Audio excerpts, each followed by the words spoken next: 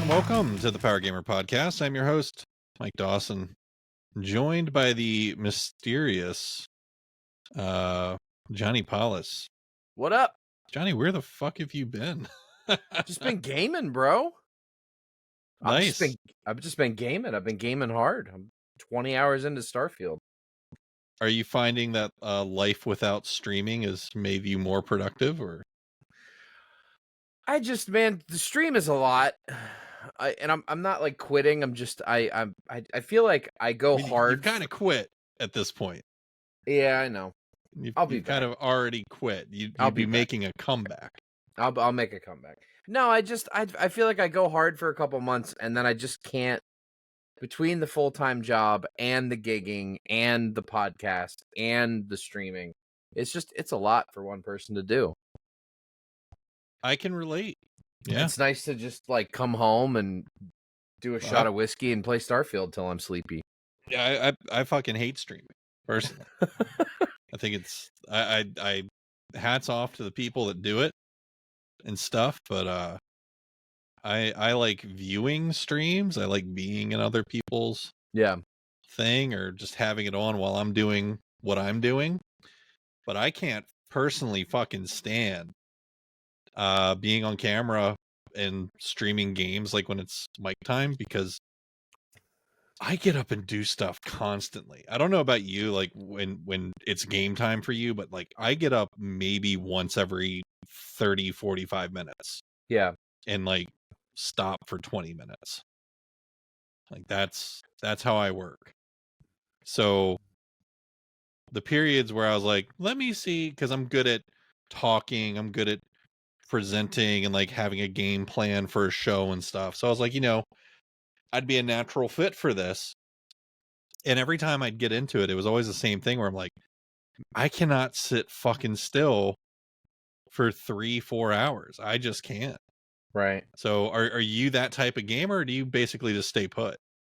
No, I mean, I don't really have that problem. It's just the biggest thing for me is every time I've found success with a game, right? Like Days Gone. When I was streaming Days Gone, all of a sudden there's fucking 20 people on my channel. We're having a good old time. Subs are coming in, follows are coming in. We got regular vibe and regular crowd. We're having a good old time. And then I'm done Days Gone and I move on to a different game and I'm streaming for 2 people again. Yes. And it's just, I am slowly starting to realize that unless I just decide I'm going to just be a full-time Marvel Snap streamer or a full-time whatever the fuck, enter popular game on Twitch here, I just, when there's all these other games that I want to play them. And I don't want to like firing up the stream and looking at my viewer count and going, oh, I've only got 1 person, or oh, I've only got 2 people, or boy, chat's really quiet tonight. It's like, I should just be enjoying the game. And when it's different when there's people there and I'm vibing and we're all like enjoying the experience, we're all having fun and stuff. But like, streaming for 2 people and you get a comment every 30 minutes, not a lot of fun. No, it's really not fun. What's interesting is I think like the more fun way to go about streaming, and not everyone's hip to this, but I know some people who are, and I love to hang out with them when they're doing this, is just streaming to your friends through Discord, where like you're not really on camera, you're just more or less sharing what you're doing. You know what I mean? Right. Because I feel like that's ultimately what a lot of people want, is just to be able to do that, the virtual couch kind of thing. Right. Versus like where on Twitch, it's like, I don't know, like everyone I know that streams on Twitch, their first priority doesn't seem to be having fun playing a video game. Right. Their first priority seems to be trying to become like the next fucking thing on Twitch. Right. And it's like, I don't know that works. Because if you're not having fun, then yeah, I mean, ain't nobody gonna come watch. But that's the thing, is like there are periods where it is a lot of fun, and there are periods where I really enjoy it, and that's why I'm not saying like, well, I'm done, I quit, I'm gone forever. Like I do think that in a week or two I'm gonna get the bug, and I'll probably stream 2, 3, 4 days that week. But for the last, I don't know, 3, 4 weeks, I just haven't had that. I've just wanted to play games and not have to worry about other shit, right? I have enough to worry about from the moment I wake up and go to work and come home, and how was your day and what's going on with school, and did we get our homework done, and what are we doing for dinner, and did you guys do your chores, and all right, let's go make our beds, and like by the time all that's done, I just don't have it to be like, hey, thanks for tuning into my channel. Hey, yo, wow. But if it's It's only like, 1 or 2 people, then it's perfect. Because then it's like, who cares? You know what I mean? yeah, but then that's not fun. That's not enjoyable to me at all. Like streaming to 2 people, I'd rather just go to bed. I'd rather just say, well, oh well, day's over, going to bed. No. There has to be someone in there interacting and enjoying the experience so that I feel like I'm hanging out with someone. Just looking at a number that says 2 and like seeing the time count of the last comment, and you're like, well, that was 40 minutes ago. Oh yeah. That is how it goes. I mean, so yeah, I mean that's I don't know. I haven't been going as hard on Snap lately. I've been playing because I've been playing all these other games. Well, Marvel Snap right now has gotten really stale thanks to Loki. I mean, I've actually just gone back, little Marvel Snap sidetrack here. Yeah. I've gone back to playing like the most vanilla Shori Sauron deck. Yep. And that just deck works great. completely mopping the floor with people.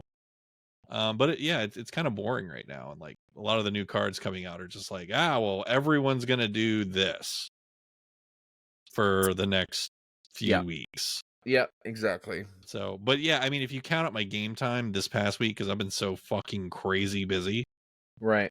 I've played an obscene amount of Marvel Snap this past week. Because, I've been so busy with music this past month. It's absurd.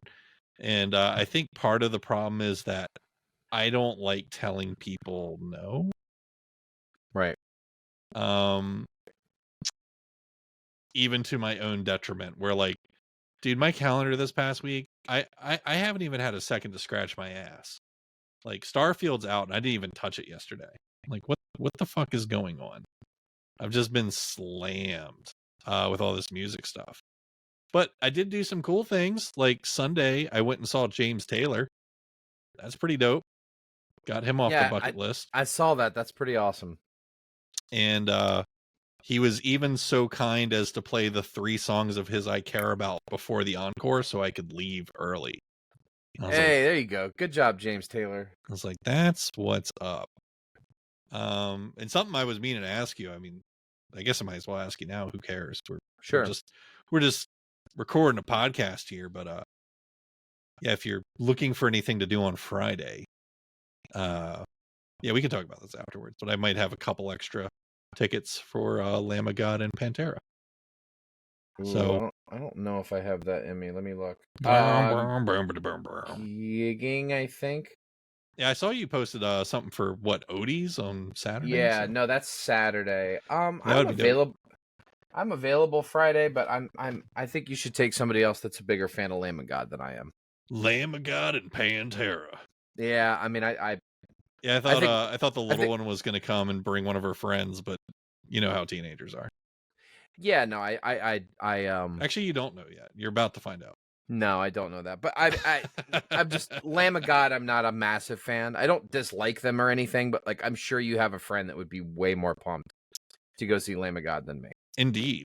So I appreciate the offer, but I'm gonna pass on that one. You know what's ironic? For as much as I like Lamb of God, I'm going to the show just because it's Pantera, and I'm like, when the fuck else will I ever get a chance to see them ever again? Like it was the same thing for James Taylor. When I saw that he was coming to town, I'm like, I have to go. Right. You know, I did that with Loretta Lynn like the year before she died. I'm like, how many people are my age and can say they've seen Loretta Lynn live? Like, what the fuck? So, yeah. I'm always bucket listing, and yeah, with half of Pantera already being dead, it's like, well, shit, if one more of them kicks the bucket, then what the fuck would it be? Yeah. Yep. just pan.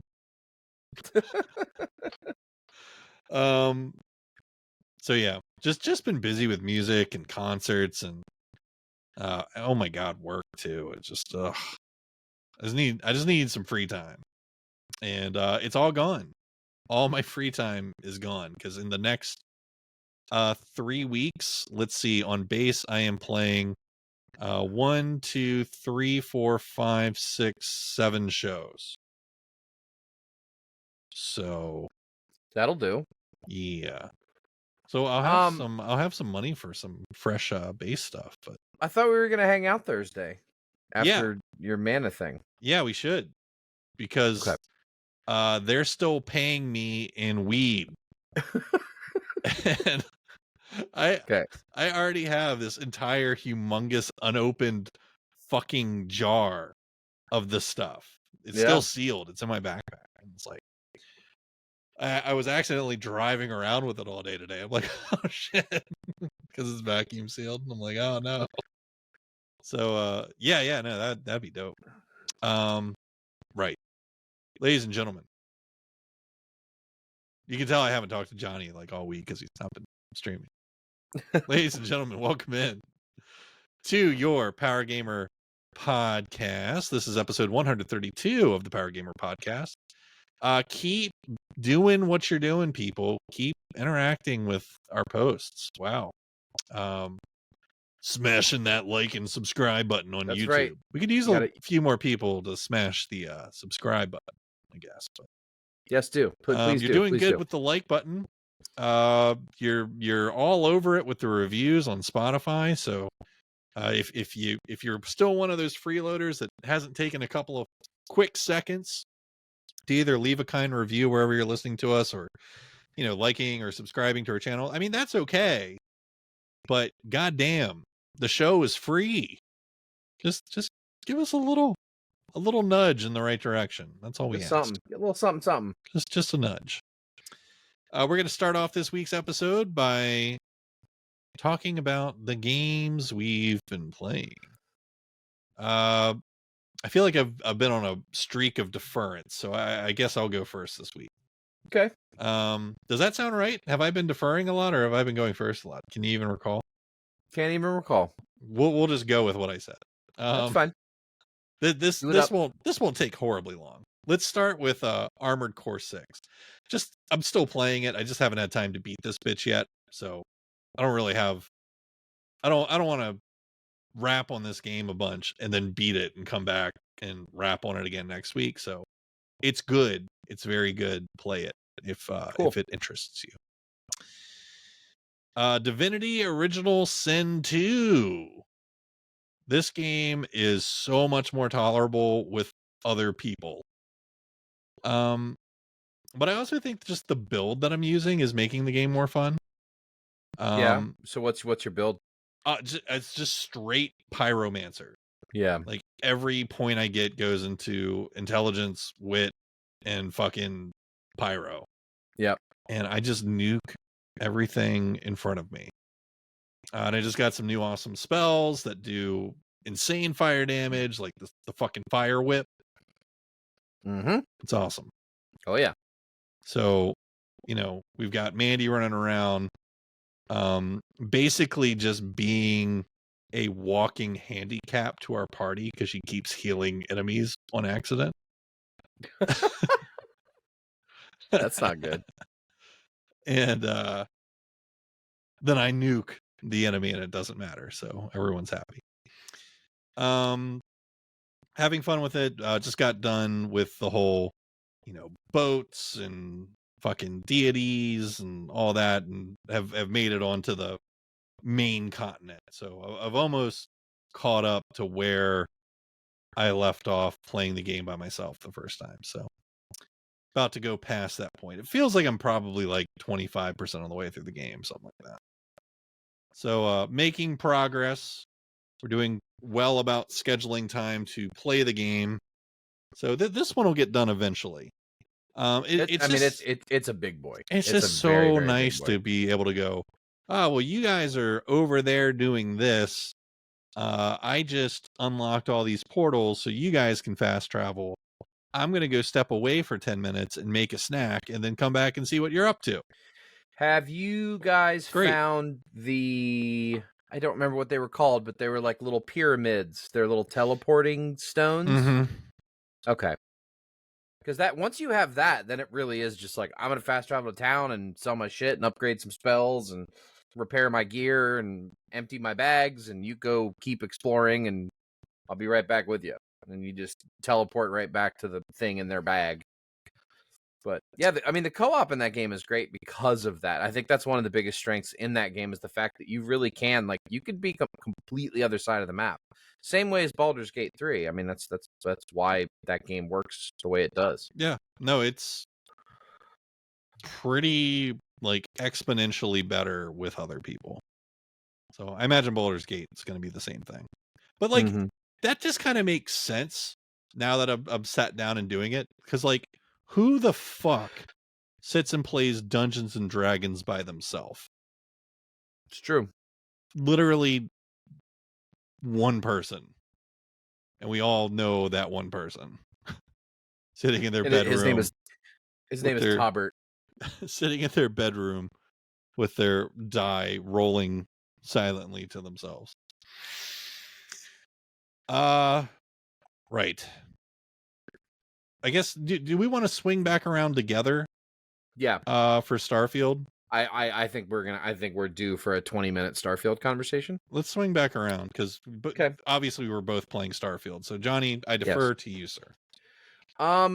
I got a closed beta invite from a game that I hadn't heard anything about at all. Published by Sega, and the developer for the game is Creative Assembly. Creative Assembly has basically made all of the Total War games, and they made one of the Halo Wars games. So they're really known for like their strategy games. But Hyenas is their first attempt at a free-to-play online shooter. This game is a lot of fucking fun. It's not a battle royale. It is so take the concept of Payday, right? Where you have a team and you're doing a heist. So you're trying to go in and get as much loot as you can and escape, right? But on this map, when you're going in, it's you and your two teammates. And there's like another, I think it's 4 or 5 teams total. Everybody's being dropped into this map, and there are different loot points in each of these maps. And then once you're at 10,000, level merch, stuff that you've looted, you can try to escape the map. But once you do that, everyone's out for you, because if they kill you, they get your loot. The thing that really impressed me about this game, though, is how fucking buttery smooth it is. I mean, it runs like Apex Legends. I mean, it is really, really smooth on PC. Super high fidelity. Like, the character models are really, really high level. They look awesome. The game runs like 144 on my rig, and it's a hell of a lot of fun. But the other thing that's really cool about it, since it's published by Sega, and I'm a Sega fanboy. When during the era of Super Nintendo, I didn't have one because I thought it was whack, and I had my Sega Genesis. So I'm a Sega boy, and this game is very much little winks and nudges and nostalgia bombs for the Sega fans. For example, when you go to hack into the vault, your character pulls out a modded Sega Genesis where somebody has taken the top out and installed another circuit board, and there's some extra shit coming out of it. But it is an old school Sega Genesis is what you're strapping to the wall to get the door open. And all the cosmetic unlocks and stuff like that are all Sega related. It's a hell of a lot of fun. So you can search it. You can search up Hyenas, and you can ask to join the closed beta. I literally heard about the game, searched it, went to the website, put in the email, and 5 minutes later had a beta code. So I don't think they're being too strict about who can play this game. But so far, I'm actually really pleasantly surprised. It's a lot of fun. So if anybody's looking for an online shooter to just kind of fuck around with, Hyenas is cool because it feels kind of like all of them mashed together in one. It feels like Apex meets Payday meets I don't know what else. There's a lot of PvE. There's a lot of it's not just PvP. There are a lot of characters and shit that you're fighting in those areas, and because you're trying to steal stuff, there are all these traps and drones and robots and security systems and all that shit that you're trying to avoid while you're getting in these gunfights. So yeah, anybody looking for a shooter, check it out. And I finally fired up Final Fantasy 16. Did but before you Yeah. go too far away, you are aware and I know this offhand because what's my favorite movie of all time? It's Alien. Creative Yeah. Assembly is yes, they mainly make the Total War games. But they did make Alien Isolation. That was them. Oh, no shit. Okay. Mm-hmm. Okay. So this isn't their first person game. That's the only one I can think of. Right. Did they do any others? Holy shit, that's a lot of Total War games. I know. I went to their Oh my went to God, their there's website and pulled up so the game list. many. I know they've made like 30 Total War games. I would say, oh, actually, here, this is useful. What else you got? The team that made Alien Isolation is the same team that's making Hyenas. So Cool. it is Good that for team. them. There you go. But no, I mean it's we get a new online free-to-play shooter every fucking day.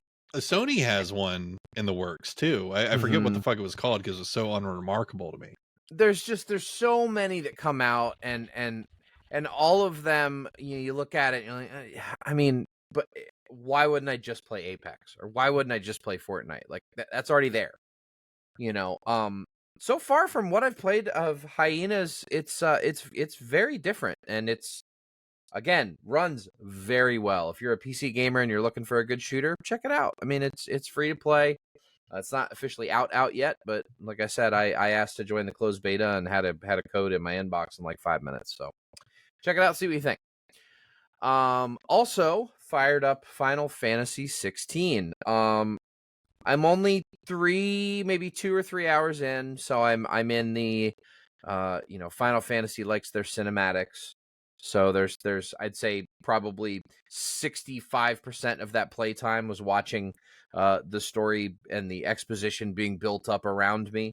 But I will say, this game, in one word, is epic. I mean, from the moment it fires up, there is the giant fire demon Ifrit is battling a gigantic phoenix, like cracking the earth open, fighting each other. This game is epic. Everything about it is massive in scale. So far the combat is a little bit more actiony than what we got out of Final Fantasy VII Remake and out of Final Fantasy 15. So I am excited that not only do I have a dodge button, I also have a button that closes the gap. So if I'm 10 feet away from an enemy or 20 feet away from an enemy, I can hit that button, I zoom right to the enemy, and then I can attack. It so far, again, I'm very early in. I haven't even like scratched the shell yet, but so far, man, the presentation is really fucking good. Of course, the score is fantastic. The graphics are awesome. Everything about this game is epic. And I think I'm in for a really good game. So I'm pumped. But now we need to get into our Starfield chat. Indeed. So my feelings about Starfield have been pretty spot on, I feel like.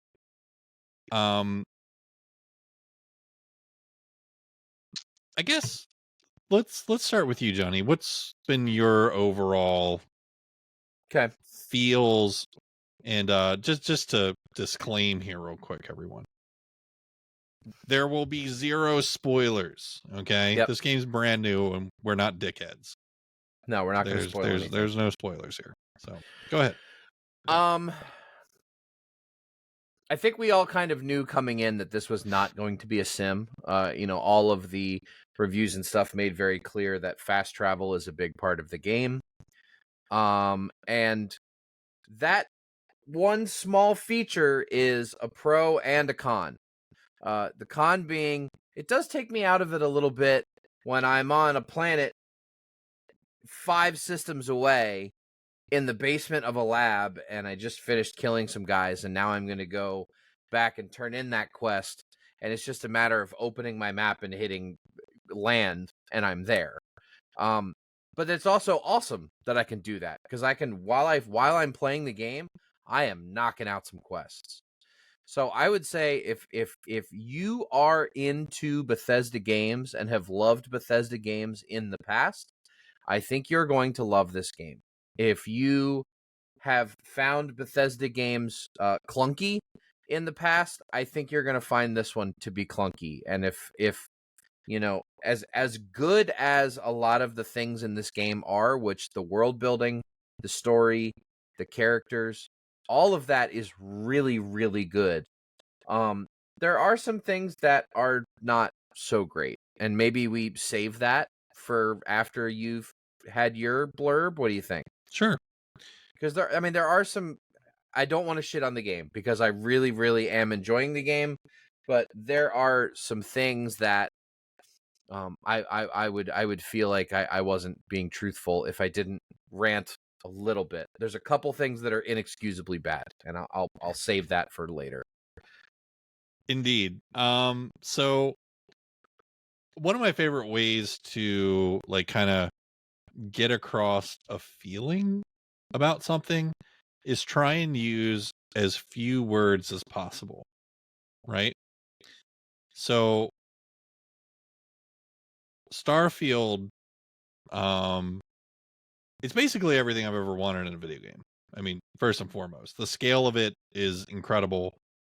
I love the whole shipbuilding thing. That's really cool. Every planet I've been to is really awesome. All the cities I've seen are great, and I feel completely lost in them because they're all new and I don't know my way around anywhere yet.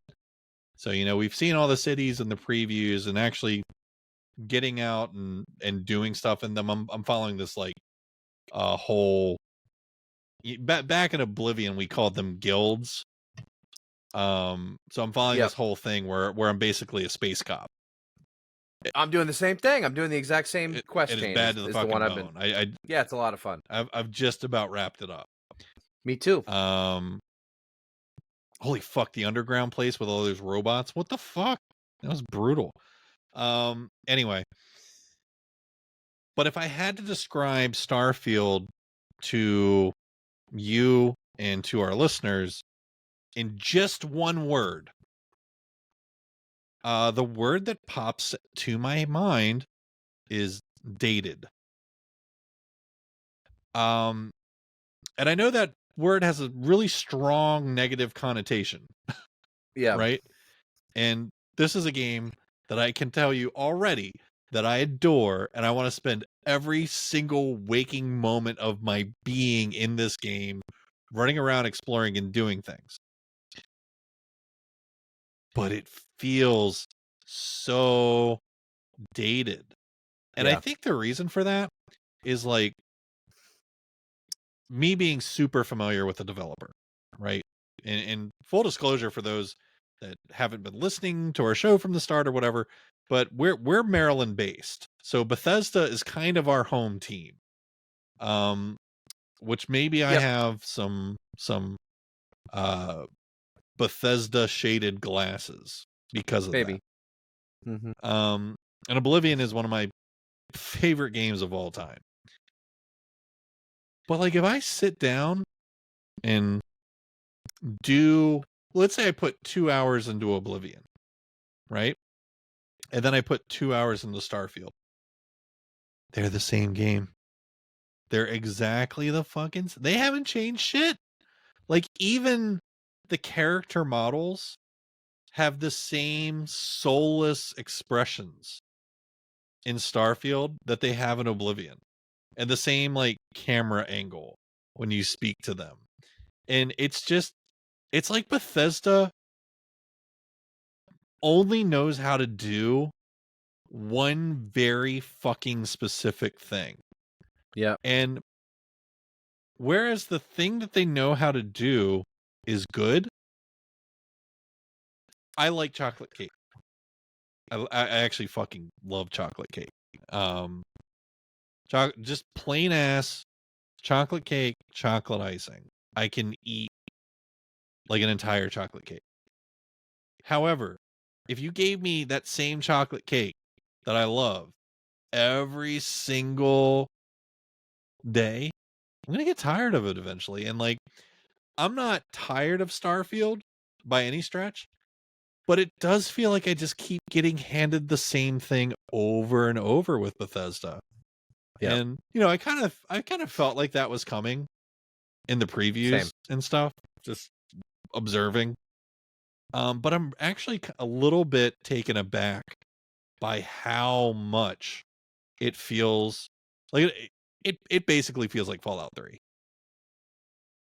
Which isn't a bad thing. I mean, it's a very modern No, it's 2023 iteration, but do you understand what I'm saying? It just feels I it feels dated. I had a coworker ask me earlier today what I thought of it, blah blah blah, and he's like, give me your thoughts in one sentence," and I said, "It's Fallout in space." That's what it is. It's Fallout in space. Yes, it feels dated. But again, if you're a Bethesda fan, if you've lost countless days to Skyrim and Oblivion and Morrowind and Fallout New Vegas, and you're just dying to have another one, guess what? Here it Yeah, is. you're at no And risk of not liking this game. correct. And the modding, official modding tools and shit are going to be out. I believe early next year. That's what they So said. Yeah, this past week. we're going to be playing this game till the end of time, the same as we have with Skyrim. Naked people in space. That is the very Now, first thing that happens. Now, that being said, I would like to get on with the inexcusably bad. Do you think I could give you one piece of ammunition to see Sure. if we're on the same page, and then you can go full Johnny Paulus here? Okay. Because you are good at finding the things that glossy-eyed Mike Dawson doesn't catch. Okay. Here's I guess my one criticism, strong one that I have with the game, and Okay. maybe it's one of yours, is that it's a spaceship game where the spaceship feels, at least to where I'm at, completely fucking pointless. Do you feel the same way? Like you kind of nudged on it before, like Yeah. with how fast travel is. Yeah. But you know, I've been in a couple fights. They're very short. They're not very interesting, like in space. Yeah. And then it's just back to like dock with this ship, fast travel here, fast travel here. And there's not really anything to do. Like if you get up from the chair and walk around your ship.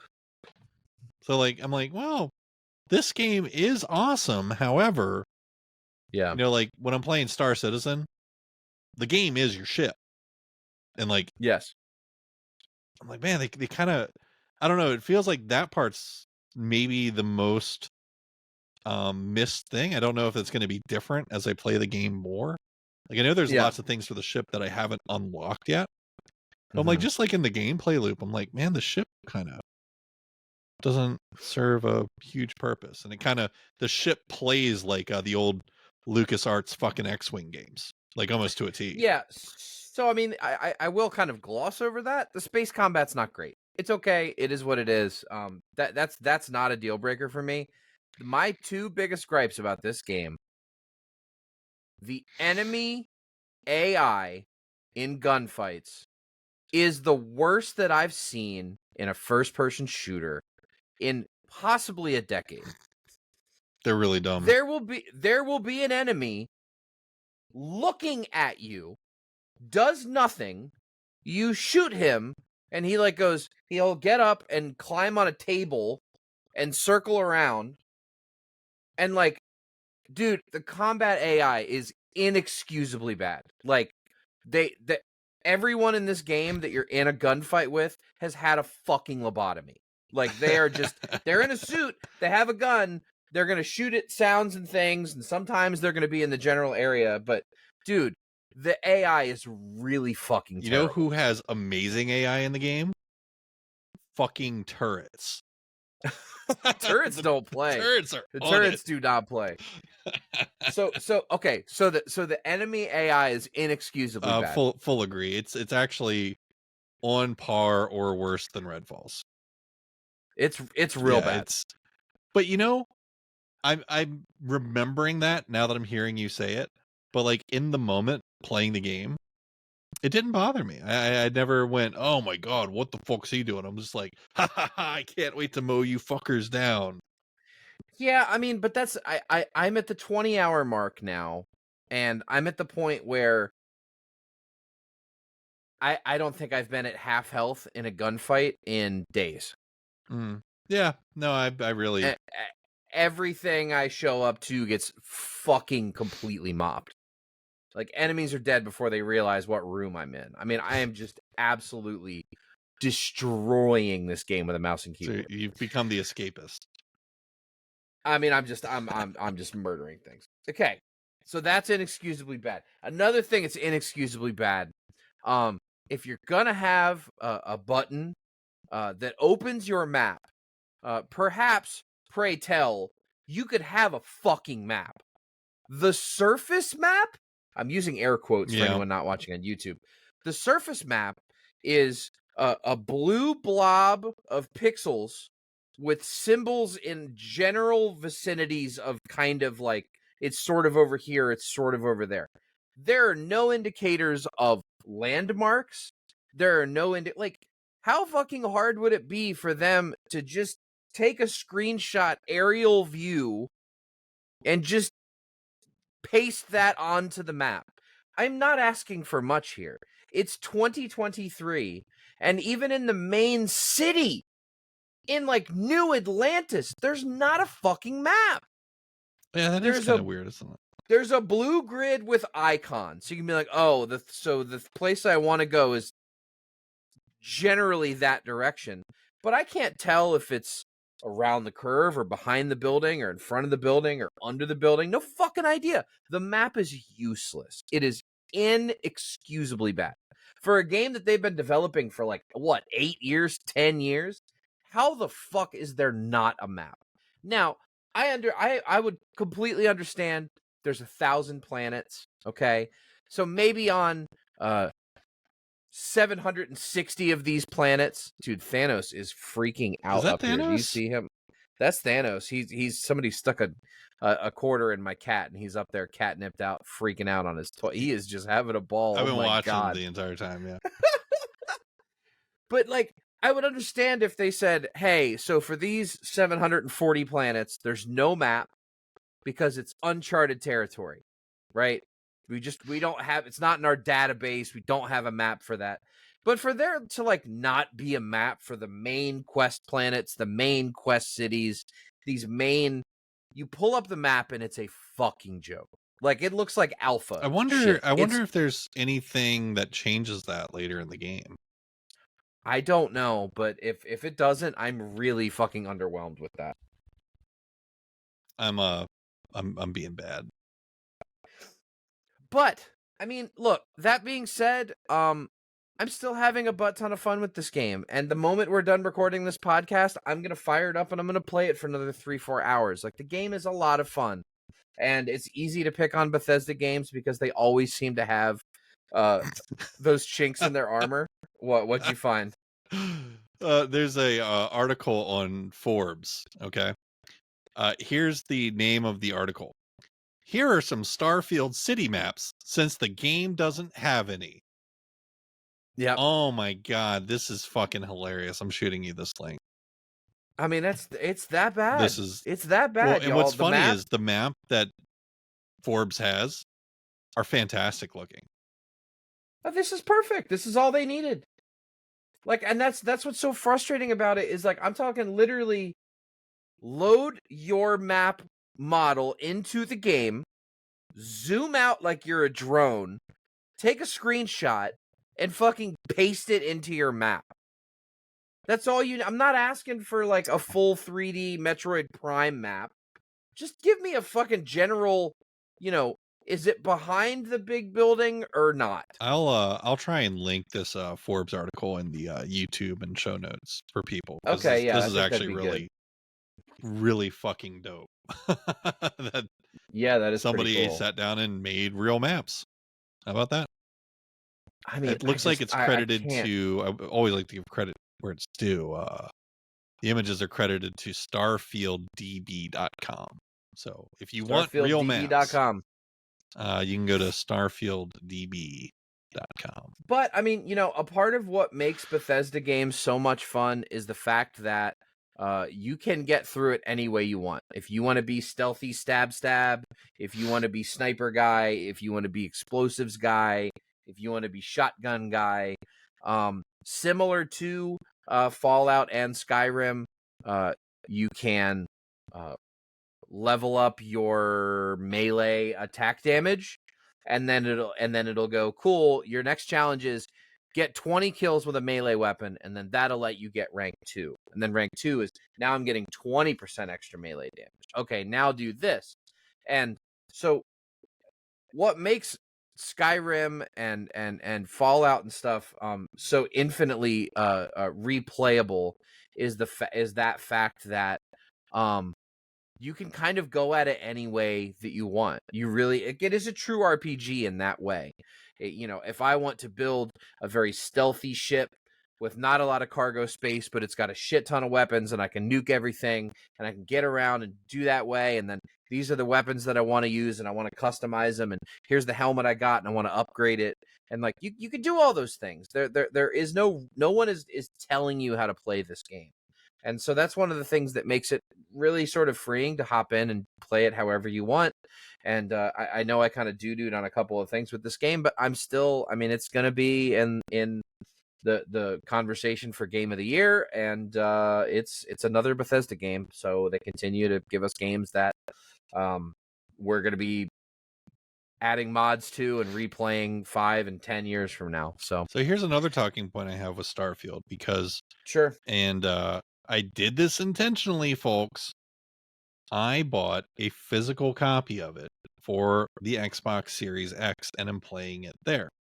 And before the game came out, there was a lot of noise about the frame rate on the game. And I don't know if you've noticed this, Johnny, but I've certainly noticed since the game's been released, there's not a lot of talk about the game's frame rate. And I think this is because Starfield is put together very nicely. And it runs. I kind of like what they've done here, because by putting that cap even on the nicer console, it's really flexing every bit of muscle that the Series X has while running at a completely stable frame rate that just never seems to chug. And I kind of respect that. I think it took big balls to say we're not going to do 60, especially after the whole like Redfall debacle with that. But I think also that they've done it right. Like, it's not. Would I prefer it to be at 60 frames a second? Absolutely. Okay. Of course. No doubt you're going to get a better experience playing this game on PC than you are on the Xbox. But that being said, when I sit down and play this game on my Series X, does it feel good? Yes. I think it feels fine. And I'm like, took one of the biggest risks here because I'm the guy that gets motion sick from bad first person frame rates on consoles. Yeah. And, Redfall made me horribly ill to like where I couldn't even sit and play it on Xbox. I had to play it on PC to finish it. Dying Light did that to me back in the PS4 generation. And I haven't gotten that even slightly with Starfield, and I haven't changed any settings or anything. So experience on the Xbox Series X has been very, very good. I would say definitely, if that's your only place where you can Yep. play the game, or if you just prefer sitting your ass on the couch and playing on a console, that is a great option for this. And the controller works perfectly as an interface. I mean, I think they did a good job making it so you can quickly navigate everything with the controller. Is it probably a bit more streamlined on a PC with keyboard and mouse? Yeah, sure. But I haven't. Am I getting over 100 frames a second on a regular basis? Yeah, Yep. yeah. I'd be right there with you, Johnny, because my machine's got a lot of oomph. But no, I wanted to play it on. This is the seminal Xbox game. I'm like, I want to play it on the fucking Xbox. So that's what I'm doing, and I really haven't regretted it. I'm having a great time with it over there. So enjoying it on the Xbox. And no, ladies and gentlemen, I can't just, it's on Game Pass. Just install it on your PC. I don't fucking have Game Pass. I Yeah. put my money where my turn the mouth Game is. Pass That shit off. is gone. Yep. So I won't be doing that. If I want to play Starfield on PC, if I really want to do it that badly, I will just buy it again. Like I'm probably about to do with Cyberpunk for Phantom Liberty. So Starfield comes out. I'm all set up to play it on my Xbox. I haven't played my Xbox fucking at all, other than to check out like Exo Primal to confirm whether or not that was a humongous piece of shit, and it was. Yeah. But then my that console has just sat and collected dust since then. So I go to fire up Starfield, and guess what? Controller completely fucked by just sitting doing nothing. The controller's dead. Oh, it's not. It's worse than dead, because dead I could just throw it out and be like, it's fucking dead. It developed while just sitting on a shelf the worst stick drift on the planet fucking Earth on the left movement stick. And what it would do is, if you moved forward, it would keep registering a forward movement. And if you move backwards, it would keep registering a backwards movement. So it just doesn't spring back to where it's supposed to. Oh no, to. the stick does, but the input for it does not. So weird. Fortunately, because we have two Xboxes in the house, and Xbox has a nifty little controller configurator, I was able to test and verify that that's exactly what was happening, that I was still getting input after releasing the stick on any direction. What the fuck?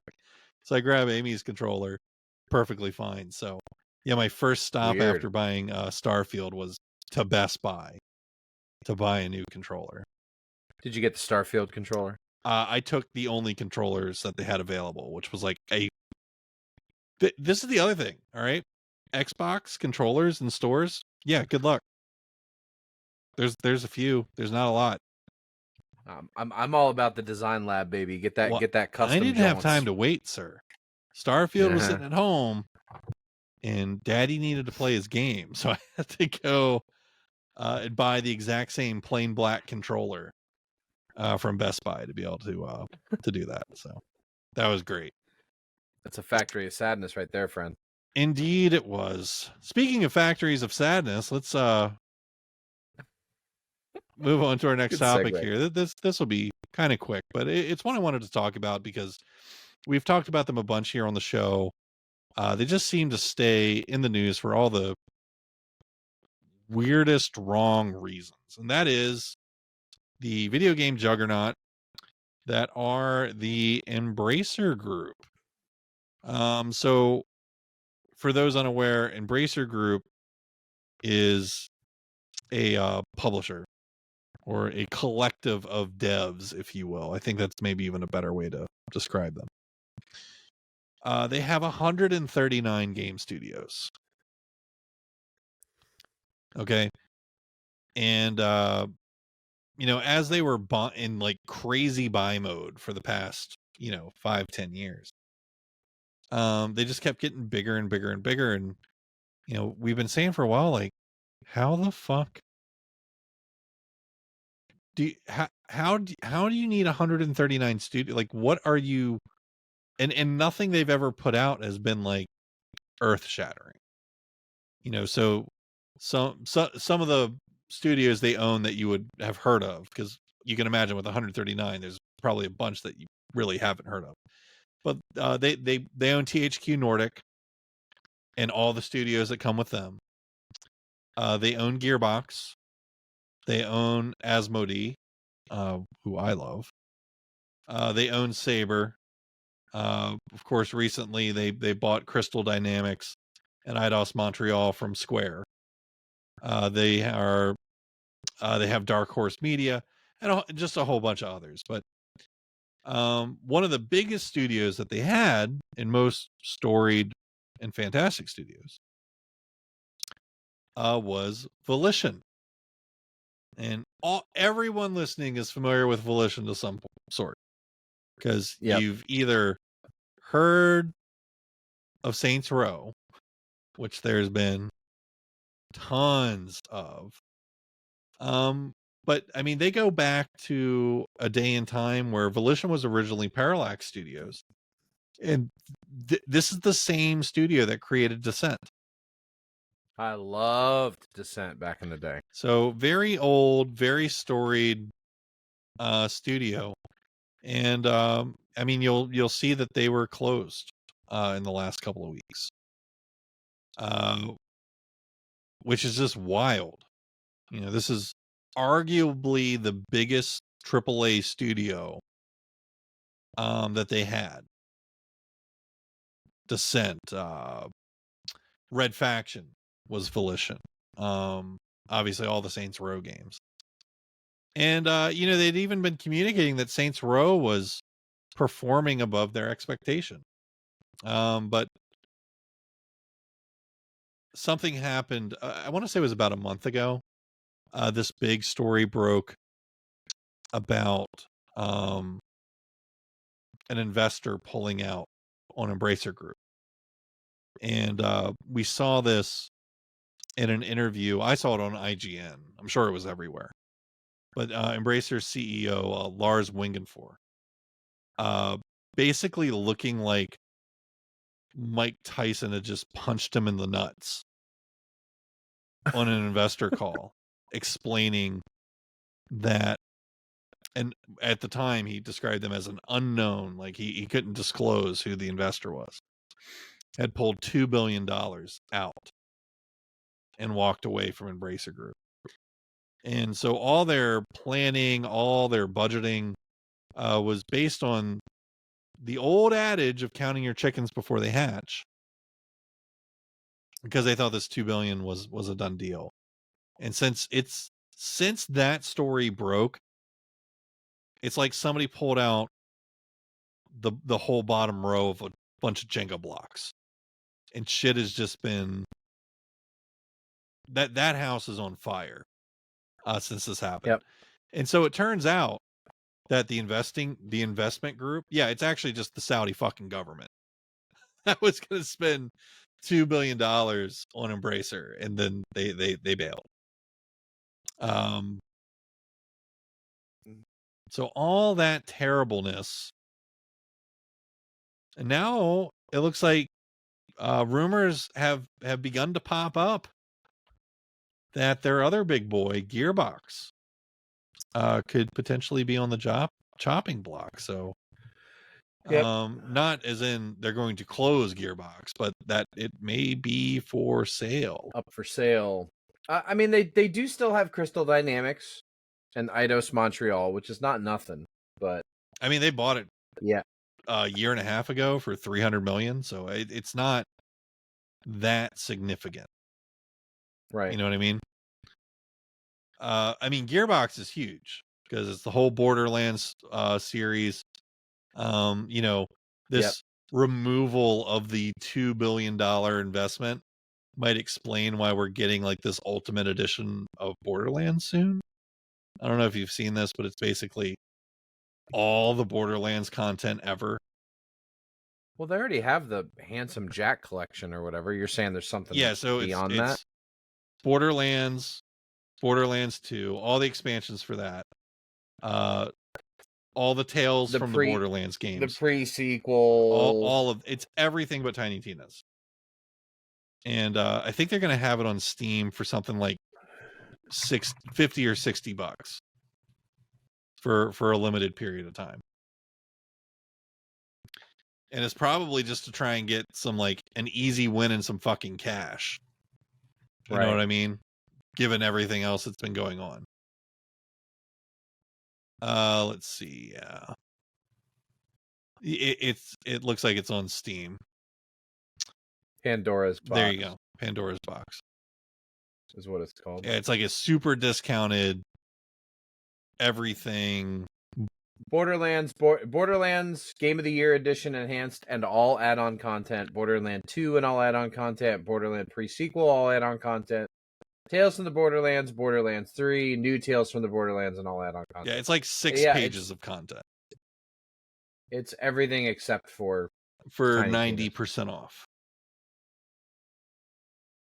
Yeah, I mean, for somebody who's looking for a whole lot of games, if you haven't played those games, that's a no-brainer. Yeah, so anything that says Borderlands in it, boom, it's there in this bundle. You can buy it on Steam right now for $55. It's an absolutely bananas deal.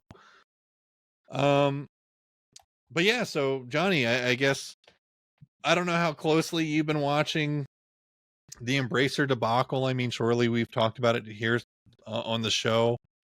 Anything to say on this, or any hopes or prayers for what happens to the studios under their control right now? I don't think Embracer's at risk of going belly up, but I mean, certainly they're feeling the ebb from over-investing and just becoming too big, right? Well, I mean, and yeah, I mean, I would say at this point they're kind of too big to fail. I know in business you really can't be too big to fail. I think they're too big to not fail. Yeah. But I mean, it is a bummer that Volition, a team that's been around for a very long time. I mean, shit, Descent was like late 90s.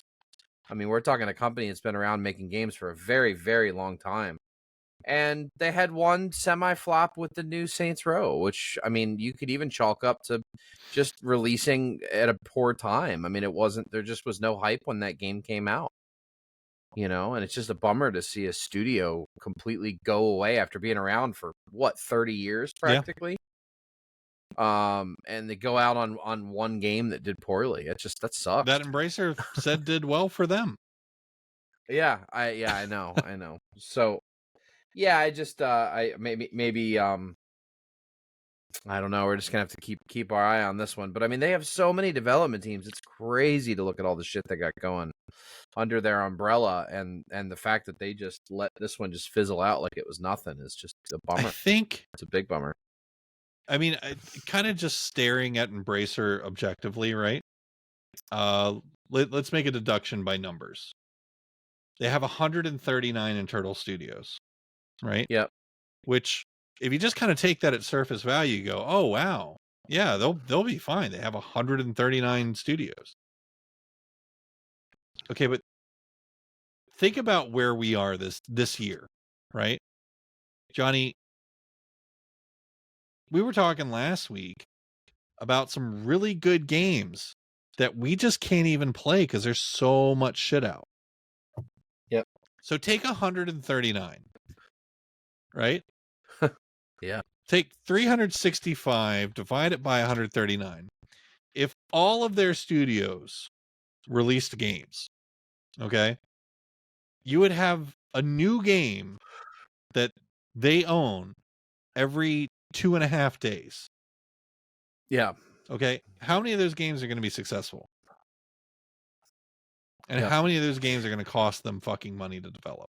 Or just be so small that they're insignificant and don't do anything? Yep. Well, I mean, the one thing that I will give them credit on is they do have a lot of diversity. I mean, they own companies that do tabletop games. They own companies that do mobile video games. They own companies that do they have online shooters. They tabletop. Asmodee. True. Who makes some of my favorite tabletop games of all time. Yep.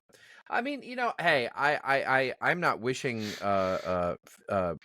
failure on anyone, but this does suck, and I hope that maybe they are a little bit more careful with who they get in bed with in the future, because somebody that just says, here's $2 billion that I said you could have, well, never mind, I'm just going to go ahead and just scoop that right back.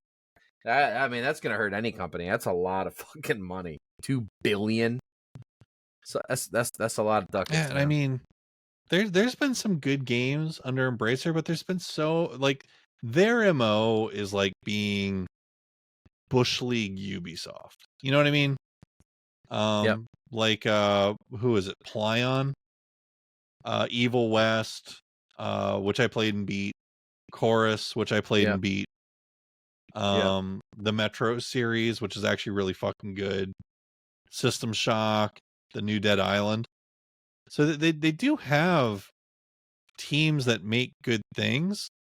It's just like, why do you have the other fucking 130? Right. You know? Yeah, I mean, you're on when you go to Embracer.com, they list 139 internal studios, 905 IPs. Yeah, and so Mike, if we sat down for the next 7 days, I think we would struggle to come up with 905 IPs in video. Well, that's my point, is like, if everyone in the Embracer group, right, was firing on all cylinders, putting out games, and let's say they're all fucking great. Yeah. You know, let's say half the teams put out a game. The math just doesn't work. It's too many. I mean, obviously not every studio is going to put out a game every year. So my 2.5 games, over the course of a year is unrealistic. But I mean, even fucking make it 10. Let's say you had a game come out every 10 days instead of every 2.5. Let's say you had a game come out every 30.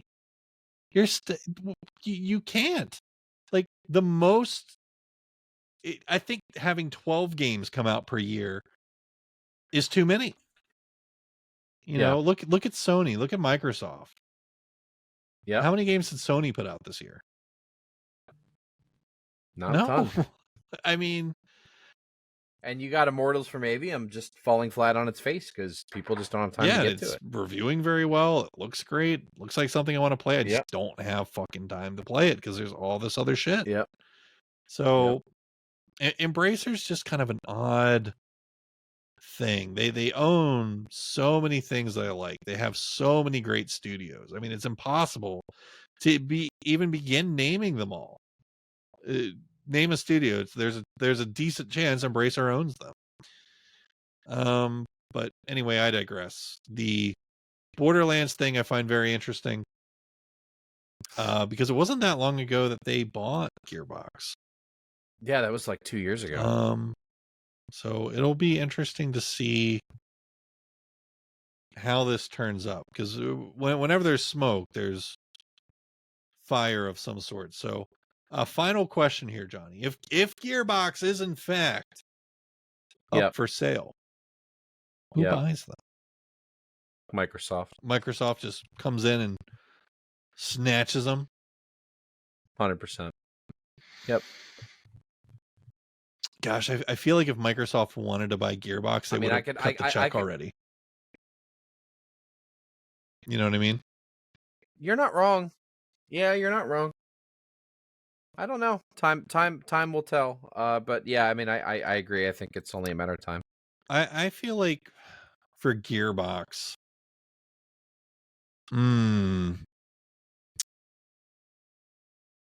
it'd be interesting to see a smaller publisher step up and take them on. You know, like a Focus, something like that. I don't know if they have the capital to even make a play like that, but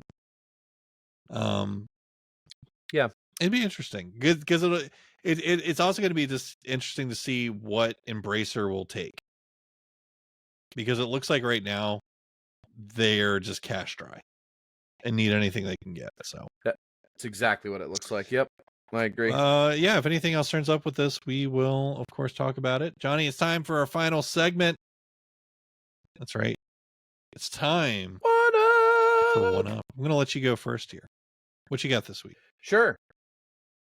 Teenage Mutant Ninja Turtles Mutant Mayhem, the new Seth Rogen produced Ninja Turtles movie, is the single greatest piece of Ninja Turtles content ever created. It looks really good. I'm just gonna go ahead and drop that bomb. I mean, that's not a tall tower to eclipse.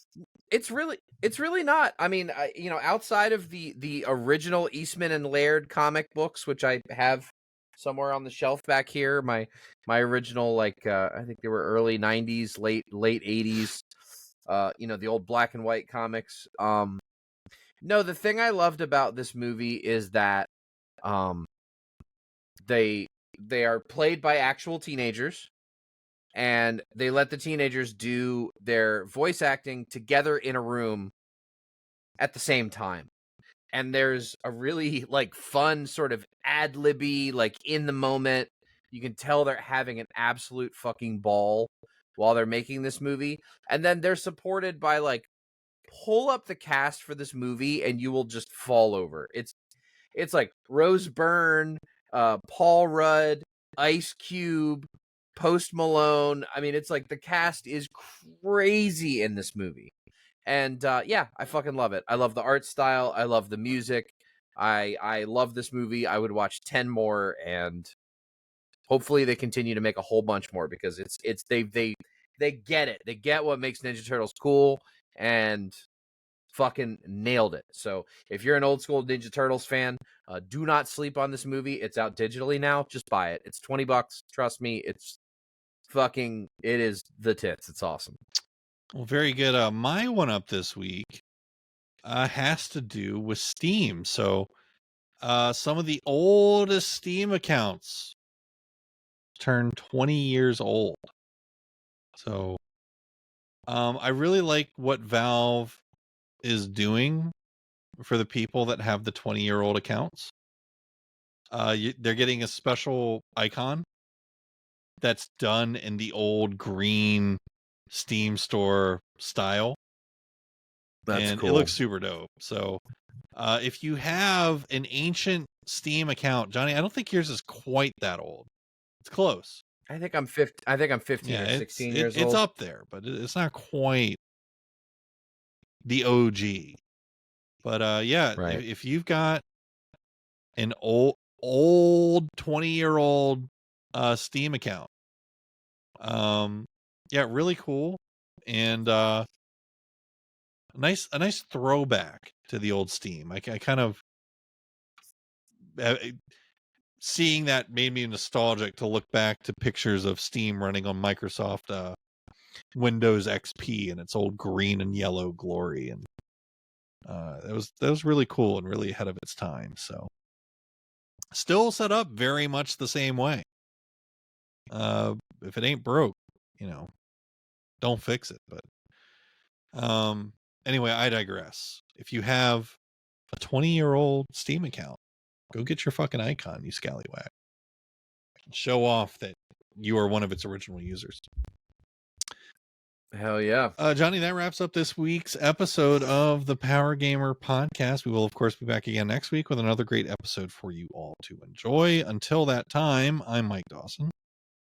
And I'm Johnny Pollux. Tune in next time. Take care. Catch you on the flip flop. Oh, yeah. Burp.